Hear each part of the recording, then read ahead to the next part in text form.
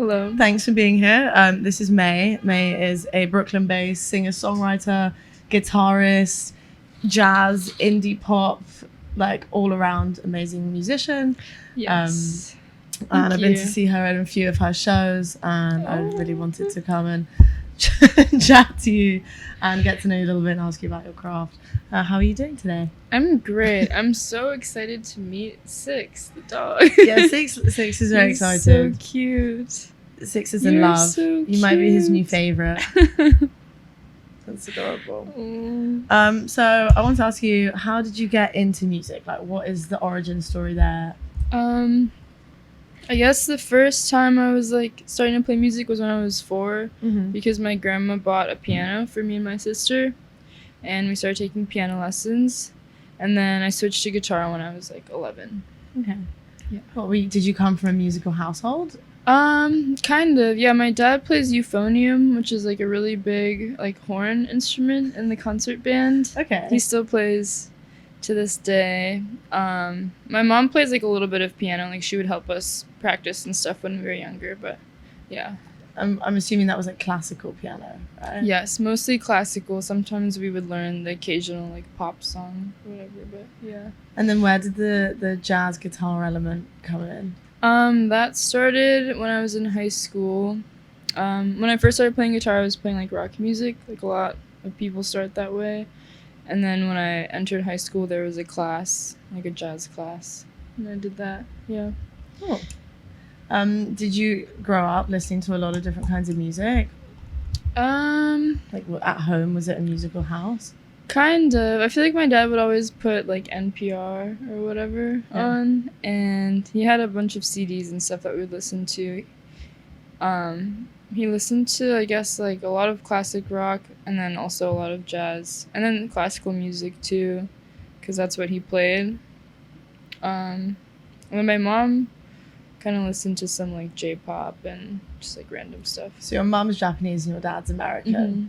That's cool. What is like the Japanese musical influence there? I don't listen to that much Japanese music, to be honest, but I guess when I was younger, I would listen to like the popular J-pop groups. Like, I don't know if you've heard of Arashi or like those types. I know nothing about. They're like J-pop. It's like boy bands, and it's like a whole genre. It all kind of sounds the same, but yeah, I would like watch that on the TV. Did you have a crush on any J-pop band members? I did. Yeah, I did. So cute.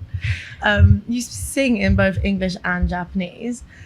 I speak Polish and English, and I read a bit about how people have different like kind of personalities and ways of interpreting the world in different languages. Do you feel that to be true? And does it come out in your music ever? Good question. I think my writing changes definitely depending on what language I'm writing in. Mm-hmm. Like, I feel like when I write in English, maybe it feels a little more like,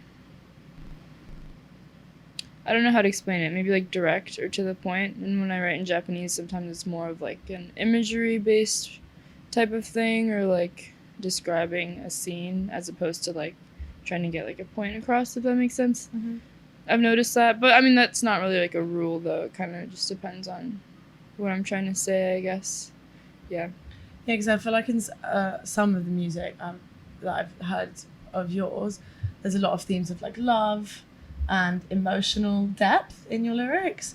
And I always find that in the English language, there's not a lot of options for describing feelings.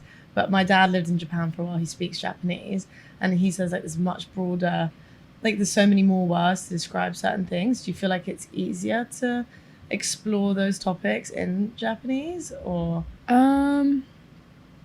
Good question.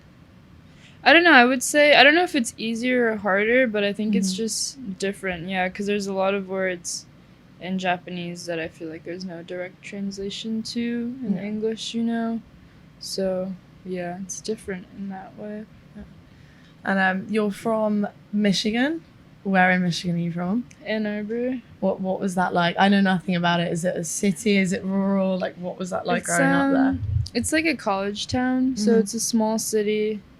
I liked growing up there. It's like a really peaceful place to grow up, and good schools, relatively diverse. but like the surrounding areas are pretty rural for the most part. Yeah. Was it like did a lot of your friends do music, or were you out of the norm? No, yeah, I had a good amount of friends that were also doing music just because of like the jazz program and stuff mostly. Yeah, like anyone who was in the jazz program and playing regularly would probably be doing some sort of music outside of that as well. Yeah. I also wanted to ask, me and Van were talking about this earlier, like a lot of musicians don't go to school for music. They just kind of do it. Whereas you went to Berklee, right? How did you feel studying music at school, like helped you as an artist? Did you think it was worth it? Like, I'm curious about that. Yeah, I feel like everyone has really mixed opinions about going to music school. Yeah. For me personally, I quite enjoyed it. Like, it gave me 4 years basically to just like practice and like work on my playing, and like Berklee is cool because I don't want to sound like a Berklee ad, but like I liked Berklee. I feel like everyone I know who went there like has positive things I mean, to say. I know a lot of people who like hate it, but I'm like I really liked how specific some of the classes were. Like, you could take a guitar lab that's literally just like learning Wes Montgomery transcriptions or like Kurt Rosenwinkel transcriptions, and that's the whole class. You just learn like just transcription a week. Mm-hmm. And then there's like all these harmony classes that you can take that are like, there's like different levels to it, I guess. And if you get more to the advanced parts, it's like this really interesting stuff, like studying jazz harmony. And yes, I liked it. I think I got a lot better at You're in guitar support of while it. I was there. I think it just depends on the type of person you are. Like, if you like learning things, no, not if you, I mean, everyone likes learning things, but like if you like that like systematic way of like learning, kind of going through like these certain steps, because I feel like that's what school is, and that's good. But if you're the type of person that's like, oh, I don't want to be told how to, like, I'm not open to being told how to do things, then like it's probably not for you. What were some of your like biggest self-development moments? I feel like, don't eat this. Sorry, he won't swallow it. Okay, he likes to sort of, if I fling it, this might actually start. Oh no. He's also kind of stupid, and he can't see very far. So if you throw a stick or you throw anything like further than his immediate like zone, he'll never find it. But yeah, what was something like that you got from school that really helped, like you felt your self-development like most prominent in? I think just like practicing. Yeah, I feel like the guitar labs that I took were really helpful. Like, transcribing is a huge part of my inspiration for writing music. Like, a lot of the songs that I wrote came from like a specific inspiration of like this lick that I transcribed from this solo, or like this song, this jazz standard that I learned has like this specific chord progression, and like how can I use that in a way in like a different context that's not like a jazz standard. So when you say transcription, you mean like listening and then writing it down? Not necessarily. I mean, a lot of people write it down, but I am not good at doing that. So I just like learn it by ear and then just play it and memorize it. Okay. Yeah. And how does that work? So you're not like directly lifting from the inspiration, or are you, and then switching it up? Like, can you elaborate a bit on that? Yeah. So I mean, it depends on specifically what it is. But for example, like I have a song called Muchu from my first EP, and the melody for that song, it's like da da da da da da da da, like that's what it sounds like, kind of, not exactly, but that lick is like a lick that I learned from a Bill Evans solo, and then just took that and then like basically looped it, and then that became the song. So Sometimes it's like a direct reference, but it's not like I'm using the whole solo. It's just like one tiny fragment of it, if that makes sense. Yeah. Who are some of your favorite artists, or like people who you're directly like very inspired by? I really like John Coltrane, and really like Thelonious Monk and Bud Powell, and also Joe Beam and Gilberto, and I like Bill Evans a lot, and Jim Hall, Wes Montgomery. And how did you find out about these artists? Like, what was the moment? A lot of it was just, I think a lot of those artists I was first introduced to in high school when I was taking the jazz, like when I was in the jazz program there. Because they're just like, when you're learning how to play you're trying to learn how to play jazz, those are like a lot of the people that you're first gonna listen to and like learn from. Yeah. So you went to like a school with like a really good jazz program by coincidence? Yes. Yeah. That's so cool. Yeah. I went to, so my Ann Arbor has like a bunch of different high schools, Mm-hmm. and most of them are like normal traditional high schools, but the one that I went to was like the alternative school or whatever. Okay. It was just like a lot smaller and had no sports, actually. Like there was no sports. No And sports. instead there's Just like jazz. yeah. And so if you That wanted sounds to do cool. sports, you had to go to like a different school. I see. Yeah. And you met some of your bandmates at Berklee? Yeah, Right. all of them went to Berklee. Yeah. Cool. And how do you find working with a band? Would you consider yourself a solo artist, or is your thing a band? I would say it's kind of both. Like my artist name is my name. It's just Yeah. Mei Semones. And I write all the songs in the sense that I write all the chords and the lyrics and the melodies and everything. Yeah. But my band is like such a huge part of it because they write, like we all work on the parts together, but for the most part they write their own parts, Yeah. like the strings and drums and bass and everything. Like we get together and figure it out, but I kind of try to leave it up to them because like they're obviously gonna be way better at their writing a part for themselves than I would be, if that makes sense. But Yeah. Yeah, I saw you guys at Bowery Electric. There's I don't so know many if of those we- venues that are we like Bowery haven't something. played there specifically, but It was the one on Delancey Street around off Is it Christie.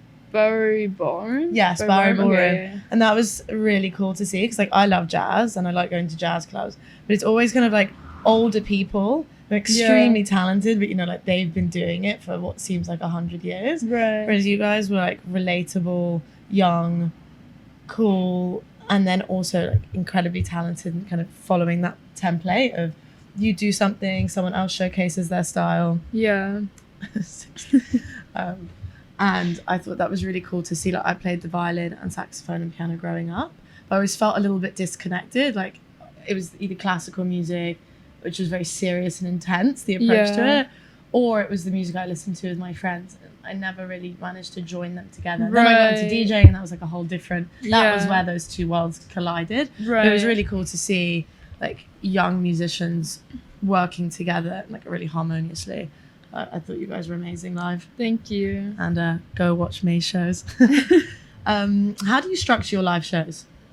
Because as a DJ, like I know how I do it, but Yeah. I'm always curious how live musicians organize themselves. Like the set and everything. Yeah. It kind of depends. I feel like it's just I normally know what song I want to start with and what song I want to end with Mm-hmm. because I feel like that's a pretty easy choice. And then in between, I guess, kind of just figuring out what flows the best. And it also depends. Like recently, I've been playing both electric and acoustic guitar at my shows, so I try to group together like all the songs I'm gonna play on acoustic. I try to play them all in a row, so I don't have to like keep switching back and forth because Right. that's like awkward dead time where I'm like, let me just like switch really quick. Yeah. Yeah, so that's part of it too. And I guess in my head I kind of group together like certain songs make sense together in my own head, like for certain reasons. Like if they're all from the same project or if they're all written around the same time or something. Yeah. Yeah. Yeah, that's interesting. And how you've been touring recently, right? What were some of your favorite shows that you've done? Best crowds, but even if it was a small crowd, but like you had the best set. Like, I think my favorite show on this past tour was definitely Chicago. I love Chicago. My band loves Chicago.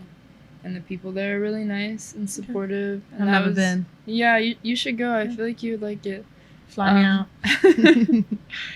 That was like the first show. That was our only headline show on this past run. For all the other shows, we were supporting a different band. But that was really a special show because that was like the first time that people have sang along to like basically every song.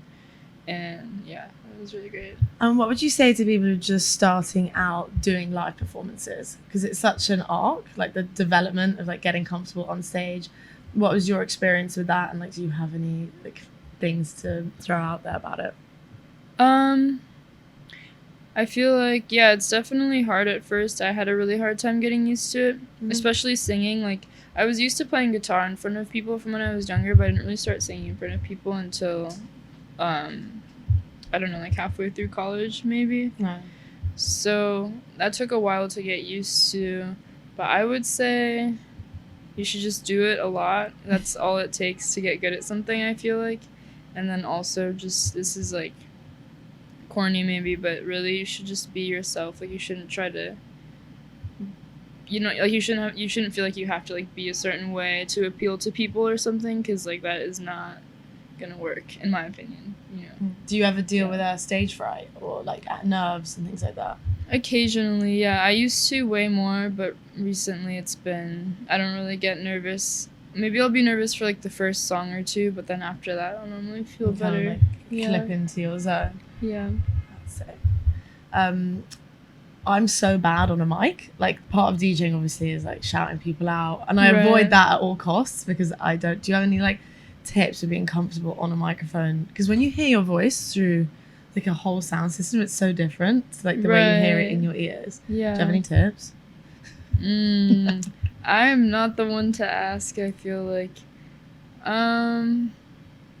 I think it's kind of the same, like, if you just do it more, you'll probably just get used to it. At least that's how it was for me. Like, I was the same way when I first heard myself.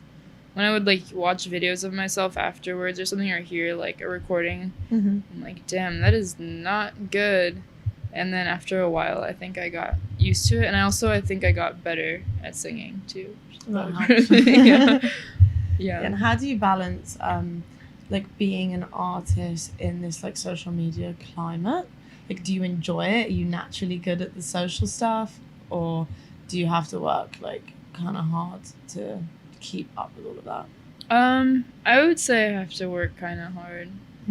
Like, I'm on Instagram. I'm, like, not really on anything else like I should be, but it's hard enough already to, like, keep up with one platform. You know what I mean?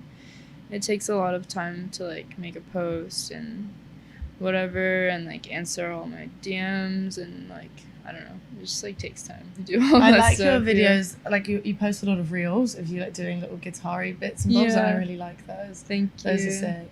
How often do you practice? Are you, like, deep in the practice, or you just whip it out? I feel like these days I don't really practice that much anymore, but I mean, I play every day, but I wouldn't classify it as practicing, because it's not like I'm like, it's not, I'm not like, I'm just playing. You're just stuff, yeah. How do you practice? Like, what is your method for practicing? When I was practicing more, it would be like, I would break it down into different categories and try to hit something in every category, so I think it was like transcribing was one of the categories, like scales, arpeggios, chords, like, or like different, I guess, like scales, arpeggios is another category, chords, like chord voicings, another category, then like rhythmic exercises would be another one, and then repertoire, like learning songs. Yeah, I think I would kind of break it down like that, and then try to go through it. Yeah. Do you have a teacher? Do you, like, because did you learn with a teacher? Yeah. Are you still in contact with them? Or? I have not really kept in touch with any of my teachers, I don't think. I should, though. There's a lot of them that I really liked. Yeah. Yeah, I've been taking lessons. I don't take lessons now, but like I took lessons from when I was like 11 through the end of college, so for like 10 years, something like that. Now, how do you keep yourself kind of like evolving and adapting and growing in that way? Because, like, when you have a teacher, they're the ones pushing you a little bit incrementally, and when you step away from that, I sometimes find myself doing the same thing and staying, like, unchallenged, and I have to remind myself to give myself challenges. Like, how do you do that? Yeah, I would say these days I don't practice as much, like, my guitar playing. Like, I'm not, like, actively practicing all, like, scales and chord voicings and transcribing as much as I used to. But the way that I'm trying to keep challenging myself is, like, through my songwriting, like, writing songs. that are challenging for me to play, you know? And Yeah. then eventually they aren't challenging anymore, and that's like its own form of practice, I think. Yeah. Yeah. What's the story of this latest album, EP? EP, yeah. EP. Yeah. What's the story behind it? I guess I started writing. When did I start writing it? Maybe like summer of 2022 or something like that. I was writing it for a while, and then I think we finished recording like spring of 2023, and then it came out spring of 2024. But the songs, I mean, I think all the songs were kind of written during the period of my life where I was graduating college and moving to New York. So it was kind of a transition period, and just reflecting on different things that happened at the end of college, and like relationships that I had, and yeah, it's kind of what it's about, I guess. Yeah. So it's not necessarily all happy. It's kind of a mix of emotions that you're expressing, right? I would say so, yeah. The first song is a love song. The middle song, the third song is a love song. And the fourth song is a love song. Yeah. And then the rest are like... second song is like... love song. Yeah, a lot of it... But there's like obviously different layers to that as well. But yeah. And you're going to tour this album, EP, soon, right? Yes. Or, I mean, we've kind of been touring a lot. Or I've been on tour. You said you just got off tour. Yeah, we just got back, and then before that too, I was on tour in like March and June, I think. Yeah, February. I don't know. Everyone. But do you like the tour life? I do. Yeah, I like. Some people touring. say it's exhausting, or they can't wait to get home. Like, yeah. Do you like life on the road? I mean, it's definitely exhausting, but I enjoy it. I mean, playing shows is my favorite part of, like, being a musician, I feel like. So, being able to do it every night, even if I'm, like, so tired, it's still, like, worth it at the end of the day. Like, play the show, it's great, and it's, yeah, you know. Have you ever had, like, a big disaster on stage? No big disaster. Like, this past tour, I was sick for a few days, and my voice was, like, not 100% there. Like, maybe, like, cracking a little bit and, like, sound nasally and stuff because I was stuffy. But that's not really a disaster. It's just, like, a part of touring. I feel like it happens. Well, that's good. I feel like as a DJ, like, you never know how broken the equipment is. Right. Because a lot of venues don't really realize that they need to take care of it like an instrument. Right? Yeah. So I'm always showing up and things are flying off. Part of my job is just dealing with like disasters. Damn. But lucky for you never had that. That's great. Luckily we have not. I mean, this past tour there was a disaster, not on stage, but like the van that we rented broke down. So that was kind of a disaster. But did you miss a show because of it? Or? No, luckily it was like on the very first day we were about to leave New York, and we didn't have a show that night because we were going to drive like halfway to the show and then halfway the next day. And we were able to get a replacement van and everything, but the first day you left your tour, your van broke down. Yeah.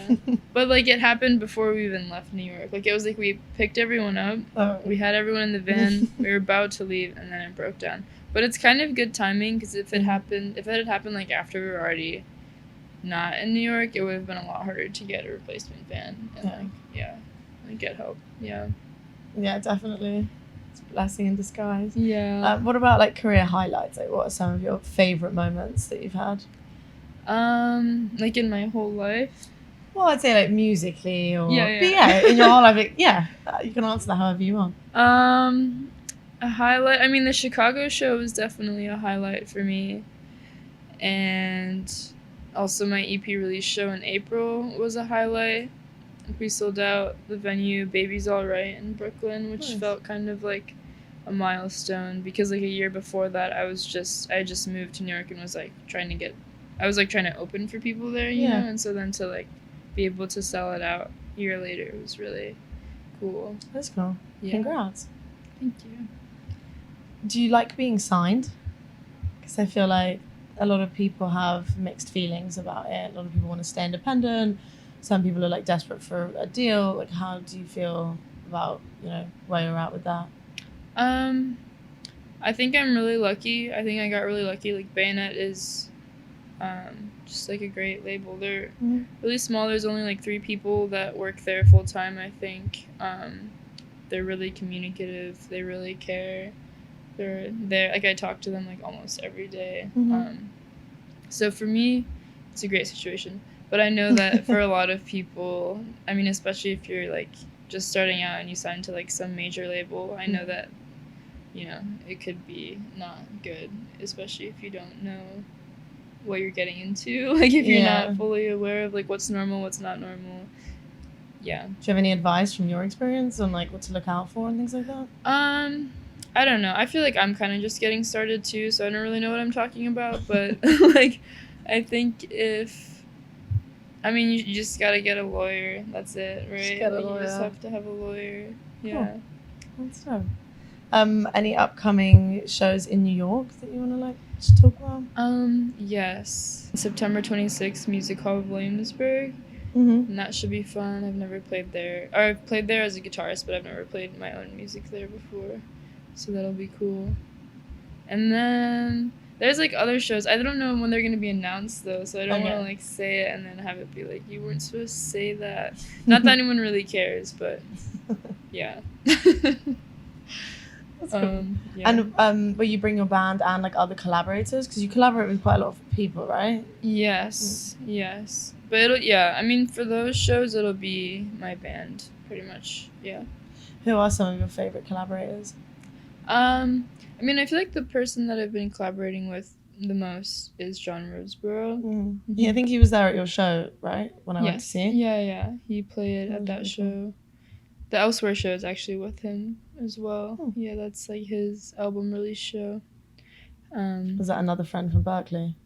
No, we met actually. He didn't go to Berklee, but we met right after I moved to New York, pretty much. Do you want to tell everyone your socials and how to reach you and how to listen to your music? Yes. Okay, so my name is Mei Semones, and you can find music out under that name, and you can find me on Instagram on that name, and TikTok. Yeah. Sick. Well, thank you, Mei. I really appreciate it. Thank you.